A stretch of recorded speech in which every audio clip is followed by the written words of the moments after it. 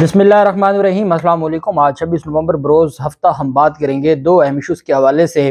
कमर बाजवा के ख़ानदान के हवाले से जो टैक्स रिटर्न सामने आई थी और जो अहमद नूरानी की एक स्टोरी थी, उस पर अब जो कार्रवाई की गई है और 11 लोगों को गिरफ्तार करके इस्लामाबाद शिफ्ट किया गया है। और ये सारी वारदात कैसे डाली गई है और क्या ये जो कार्रवाई है एफबीआर के अफसरान को पकड़ा गया है, पता चला है कि एफबीआर के अफसरान ने कैसे कैसे किसके कहने पे ये वारदात डाली है। जब ये सारी चीज़ें मालूम हो गई हैं तो ये क्या हकीकत है कि अब अहमद नूरानी की जो स्टोरी है उस पर भी मोहर तस्दीक की मोहर सब्त कर दी है एफबीआर की इन कार्रवाइयों ने और गिरफ्तारियों ने। अहम तफसीलात जो मैं आपके साथ शेयर करूंगा और मैं आपको बताऊंगा कि इमरान खान के साथ दगा धोखा बेवफाई करने वाले जो मेंबरान असम्बली थे, जो लोटे थे, वो पंजाब असम्बली के हों या वो नेशनल असम्बली के जो लोटे थे, उनको नवाजने के लिए 50-50 करोड़ के तरक्याती फंड्स जारी किए गए हैं। क्या अब काजी फैज़ ईसा साहब इस मामले पर जागेंगे? क्या काजी फैज़ ईसा साहब इस मामले पर कोई एक्शन लेंगे? क्या अब भी काजी फैज़ ईसा साहब आउट ऑफ द वे जाके कोई अपने मोबाइल से व्हाट्सएप निकाल के दिखाएंगे कि फलां बंदे को इतने पैसे इमरान खान ने? वो उस वक्त एमएनए थे, कोई खरीदारी नहीं हो रही थी, कुछ भी नहीं हो रहा था। यहाँ वो लोग हैं जो आपकी अपोजिशन में, नाम नहाद अपोजिशन में बैठे हैं, जिनके खिलाफ सुप्रीम कोर्ट में केस चल रहा है कि वो खरीदार थे, उनको खरीदा गया, सिंध हाउस में वो पकड़े गए, बोलियां लगी, उनको 50-50 करोड़ रुपए के तरक्याती फंड्स दिए जा रहे हैं। अब जिम्मेदारी सुप्रीम कोर्ट पर है और मार्च से लेके अब तक, पहले भी, लेकिन जो ज्यादा चीजें एक्सपोज हुई हैं वो मार्च से लेके नवंबर तक बहुत मायूस किया है हमारी अदालती निज़ाम ने। पहले मैं आपको बताता चलूं कि शहबाज शरीफ का जो आशियाना हाउसिंग रेफरेंस है वो बड़ा दिलचस्प मामला होता जा रहा है। शहबाज शरीफ के खिलाफ 3 नैब रेफरेंस थे, एक रमजान शुगर मिल केस है, एक आमदन से ज्यादा असासाजात केस और एक आशियाना हाउसिंग रेफरेंस। ये 3 नैब के रेफरेंस थे। एक एफआईए का केस था, एफआईए का केस में वो बरी हो गए, एफआईए ने उसकी अपील करना भी गवारा नहीं समझा। ये वही होगा जब हुदैबिया पेपर मिल केस में काजी फैज़ल साहब के पास वो अपील गई थी तो वो सिर्फ इस बुनियाद पर खारिज कर दी थी कि वो टाइम बार्ड है, कि वो डिले उसमें इतना है कि इस बुनियाद पर खारिज, वो मेरिट के ऊपर नहीं खारिज हुई थी। अब भी जब जैसे मरियम नवाज और जो सफदर अवान है उनको बरी किया गया है तो 1 माह में अपील करनी होती है, शॉर्ट ऑर्डर जारी हो गया है, उसके बावजूद नैब अपील नहीं कर रहा, इधर एफआईए अपील नहीं कर रहा, तो वो टाइम बार्ड हो जाएगा। जब जाएंगे तो मेरिट से पहले आपको कंडोनेशन ऑफ डिले पर मेहनत करनी पड़ेगी कि आप इतना अरसा डिले क्यों हुआ। और फिर अदालतें तो फिर आपको पता है वो तो रिलीफ देने के लिए ऐसे लोगों के लिए तैयार बैठी होती हैं। अब 3 रेफरेंस थे, एक रेफरेंस तो नैब तरमीमी ऑर्डिनेंस के तहत रमजान शुगर मिल केस का वापस चला गया जी कि वो 50 करोड़ से कम है। फिर 2 रेफरेंस थे, आशियाना हाउसिंग रेफरेंस और आमदन से ज्यादा असासा जात का जो केस था। इसमें फिर कैसे इन्होंने फायदा लिया? इसमें इन्होंने फायदा ऐसे लिया जैसे मैंने आपको कल बताया था कि जो मनी लॉन्ड्रिंग का केस था, मनी लॉन्ड्रिंग के केस में जो गवाह पेश हो रहा है, जो आमदन से ज्यादा असासाजात का केस है उसमें जो गवाह पेश हो रहा है वो अपनी गवाही से मुकर रहा है, वो क्लीन चिट दे रहा है, वो कहता है नहीं नहीं शहबाज शरीफ, हमजा शहबाज, हालांकि ये वो गवाह हैं जिनके 161 के बयानात पहले नैब के चलान में जमा हुए हैं और वो अपने उन बयानात से मुकर रहे हैं, क्योंकि भाई उनको हुक्म है, राना सनावाला जिस इदारे का हेड होगा तो उनको क्या कहा जाएगा कि जी शहबाज शरीफ के खिलाफ कोई गवाही नहीं देनी। जो गवाह अदालतों में आते थे और ये सारे ऑफिशियल विटनेसेस हैं, कोई एससीसीपी के इदारे से तल्लुक रखते हैं, कोई एफबीआर से रखते हैं, कोई जो नैब के अपने अफसरान हैं, मुख्तलिफ जो रेवेन्यू अथॉरिटीज हैं वो इसमें गवाह हैं, तो कोई अब इनके खिलाफ गवाही देने को तैयार नहीं है। आज आशियाना हाउसिंग रेफरेंस पर समाअत हुई है और इस आशियाना हाउसिंग रेफरेंस में शहबाज शरीफ इसमें इन्वॉल्व है, मुलजिम है, आद चीमा और बाकी लोग इसमें मुलजिम है। साजिद अवान साहब हैं जिन्होंने पहले रमजान शुगर मिल केस वापस भिजवाया था।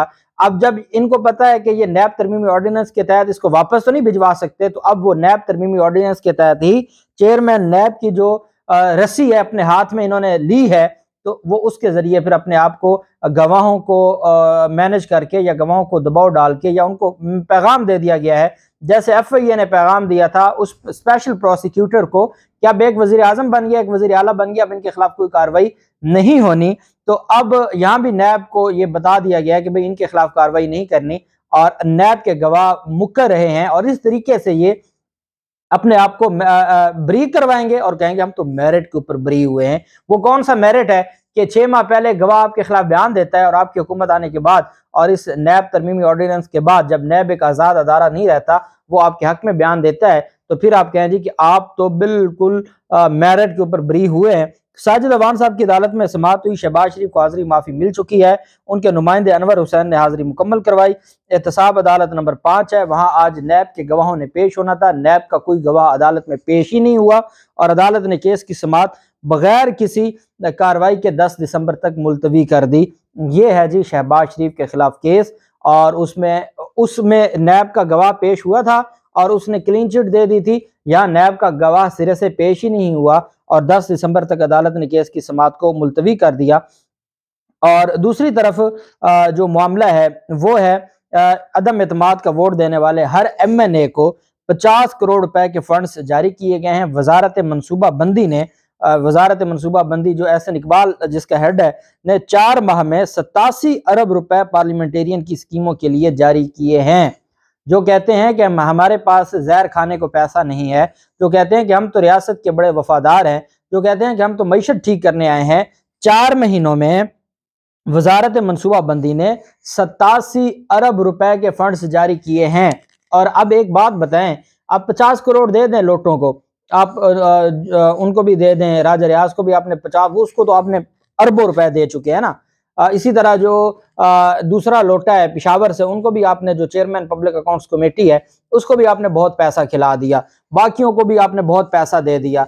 आपको क्या लगता है कि इस तरह पैसे देने से आप जीत जाएंगे, आपको लोग वोट दे देंगे, ये तरक्याती काम करवाएंगे तो लोग इनकी झोली में वोट डाल देंगे? तरक्याती काम को ये अपनी जेब से नहीं करवाएंगे। ये जो आप पैसे दिए जा रहे हैं, ये मेरे और आपके टैक्स के पैसे हैं जो हमारे ही सड़कों पे और गलियों पे लगेंगे। अवाम अब बहुत अवाम में शऊर है, आप वोट खरीद नहीं सकते।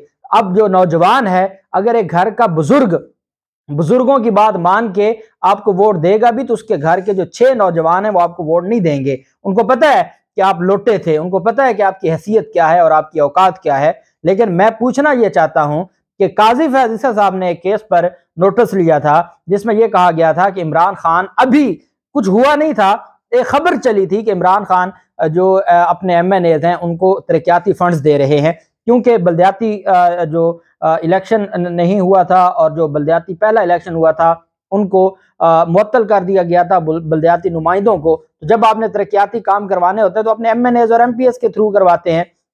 इस पर उनकी जानिब से बड़ा सख्त रद्द अमल आया था काजी फैज ईसा साहब ने, और अपने व्हाट्सएप से वो कहते थे, ये देखिए मेरे पास स्क्रीनशॉट है कि चकवाल के MNA को ये कहा, फलां को ये कहा, और खुद उस पर फिर जो वकील थे इमरान खान के, उन्होंने कहा कि जनाब ये ना करें, फिर आपको बतौर गवाह यहाँ पेश होना पड़ेगा और फिर जिरा भी होगी, क्योंकि आप मुद्दई बन रहे हैं इमरान खान के खिलाफ। और फिर आपको याद है कि इस पर जो साबिक चीफ जस्टिस थे गुलजार, उन्होंने फिर काजी फैज ईसा साहब को कहा था कि वो इमरान खान के खिलाफ जो केसेस हैं उसमें न बैठा करें।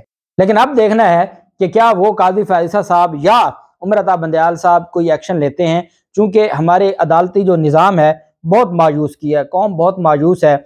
और मैं अभी एक देख रहा था, एक बुजुर्ग को, वो साहिवाल से गए हैं और इमरान खान के लॉन्ग मार्च में, उनसे जब मीडिया के लोगों ने सवाल किया कि आप कहाँ से आए हैं, 72 साल का बाबा अपनी वाइफ के साथ, बुजुर्ग जो बीवी है उनके साथ गया, तो उनसे पूछा भी आप कहाँ से आए हैं जी? कहते हैं साहिवाल से।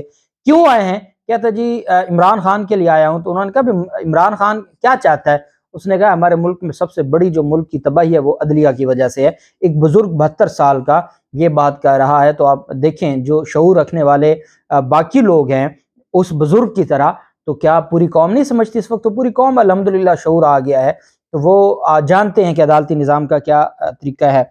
दूसरी तरफ मुझे एक बात समझ नहीं आती कि FBR की जो कार्रवाइयाँ हैं, पहले तो FBR का जो रिकॉर्ड है वो बड़े सिस्टमेटिक तरीके से लीक किया गया और वो अहमद नूरानी को दिया गया, और कहने वाले तो ये भी कहते हैं कि उस स्टोरी की वजह से जो एक्सटेंशन लेना चाहते थे वो फिर एक्सटेंशन से पीछे हटे, क्योंकि सारा जो पिछले 7-8 माह का मामला था वो एक्सटेंशन के लिए था।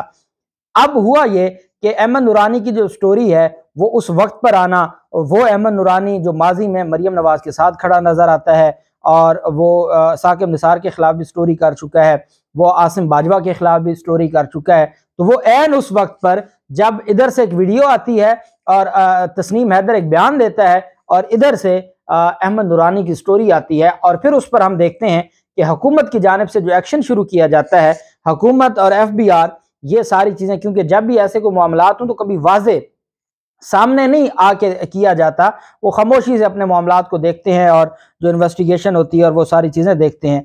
यहाँ हमने देखा कि जी बाकायदा इंक्वायरी का ऐलान किया गया और इस इंक्वायरी की एक एक जो चीज़ है मीडिया को दी जाती है, तो इसका मतलब ये है कि ये चाहते हैं कि ये मामला कौम के सामने आए। और अब ये जो खबर है कि जी जो कॉर्पोरेट टैक्स ऑफिस लाहौर है उसके डिप्टी कमिश्नर के लॉगिन से डाउनलोड हुए हैं वो सारी की सारी दस्तावेजात, ये अब मोहर सब्त कर रहे हैं, ये इंक्वायरी करवा के इसहाक डार और उसको फिर मीडिया को बता के कि जी ये फलां फलां जो अफसर है, फलां फलां अफसर के लॉगिन से ये डाउनलोड की गई हैं चीज़ें जो उनकी अहमद नूरानी की स्टोरी है। तो इसका मतलब है ये बता रहे हैं और ये साबित कर रहे हैं कि स्टोरी दुरुस्त थी। जो 6 साल में असासों का इतना ज्यादा बढ़ना है और असासों में इजाफा है, वो स्टोरी दुरुस्त थी।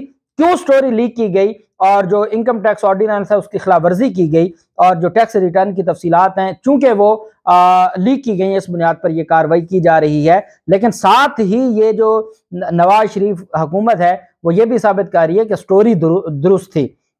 अब इन्होंने क्या किया, कहते हैं जी कि डिप्टी कमिश्नर के लॉगिन से ये डाउनलोड हुए, गोशवारों की तस्वीर भी डिप्टी कमिश्नर आतिफ नवाज वड़ैच के कंप्यूटर से बनाई गई, गिरफ्तार अफराद के मोबाइल फोन और लैपटॉप के फोरेंसिक भी से पूरे का पूरा जो प्लान है वो पकड़ा गया है और इसमें 2 डिप्टी कमिश्नर लैंड रेवेन्यू समेत 11 FBI अफसरान और अहलकारों को गिरफ्तार कर लिया गया है। तमाम गिरफ्तार अफसरान और अहलकारों को मजीद तफ्तीश के लिए इस्लामाबाद मुंतकिल किया गया है और उनकी जानिब से ये कहा गया है कि ये जो सारा मामला है ये बहुत गलत है और हम इस इंक्वायरी को आगे बढ़ाएंगे।